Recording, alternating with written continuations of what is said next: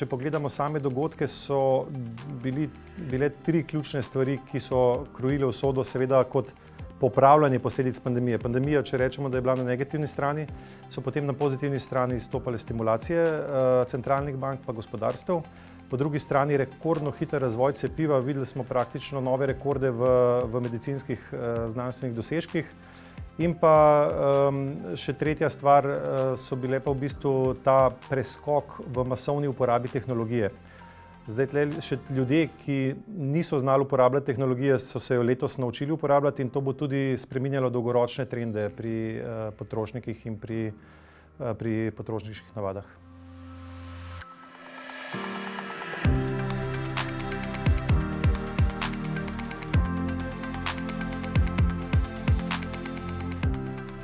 Če probam povedati samo nekaj nam najbolj znanih imen, ki so v tem obdobju delali zelo dobro, to so, ne vem, Netflix, Spotify, Amazon, Apple, Microsoft, to so vse podjetja, ki imajo tudi zelo velike tržne kapitalizacije in tudi pomemben del sestave borznih indeksov. In ker so ta podjetja močno rasla, je tudi to bil eden izmed ključnih razlogov, zakaj so se trgi tako zelo hitro pobrali in potem tudi praktično končali, veliko trgov do danes končalo že celo v pozitivnem območju.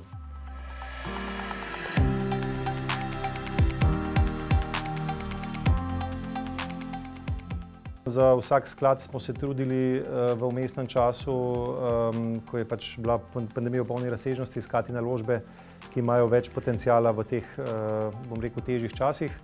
In kot sem rekel, novembra, ko je nastopil ta prelomni trenutek vidljivosti, da bo naslednje leto boljše tudi za ostale panoge, smo začeli iskati tudi priložnosti na vseh skladih znotraj cikličnih panog.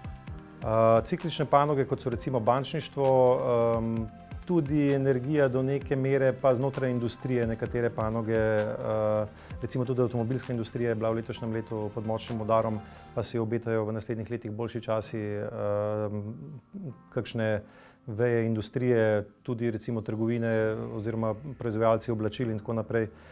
Je veliko enih panog, ki so bile letos bolj pod pritiskom, pa v naslednjem letu lahko delajo bolje.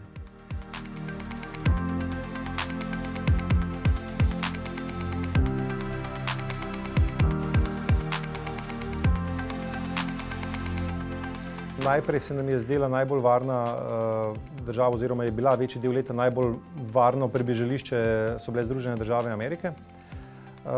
Potem z novembrom, z izvolitvijo Joea Bidena, pa zdaj že stvari nakazujejo na to, da se bodo tudi te mednarodni gospodarski spori, ki so se pod Trumpom dogajali, da se bodo zgladili in da se obetajo lepe priložnosti tudi na trgih v razvoju, v končni fazi tudi na evropskih trgih in tako naprej, tako da tudi izven Amerike bo v prihodnjem letu bistveno več priložnosti, po našem mnenju, regionalno gledano.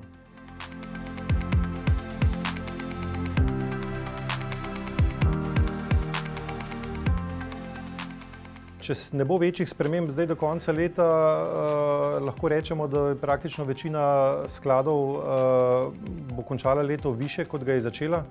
Pa vemo, da se je vmes dogajalo marsikaj, tako da na koncu se bodo celo naše napovedi začetka leta uresničile, vmes se je pa zgodilo nekaj totalno nepričakovanega. In to je še enkrat tisti razlog, ker sem rekel, da v primeru investicij in tudi eksternih šokov je treba ohranjati mirno kri, ne zagnati panike in takrat, ko mislimo, da je najtežje, ko nas je najbolj strah, je ponavadi ravno najbolj pravi trenutek za investiranje.